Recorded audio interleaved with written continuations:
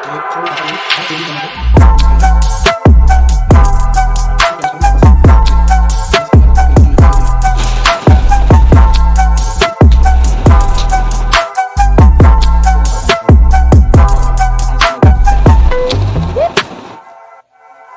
Quantity के हिसाब से इसके अंदर कितने पानी से कितना हो गया है।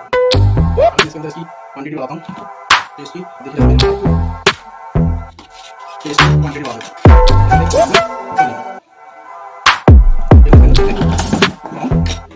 हो जाएगा।